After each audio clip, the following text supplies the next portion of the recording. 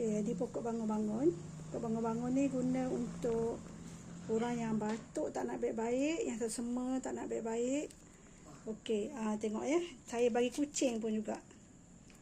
Kucing pun minum air ni juga supaya dia tak sesama. Tengok, kucing pun minum.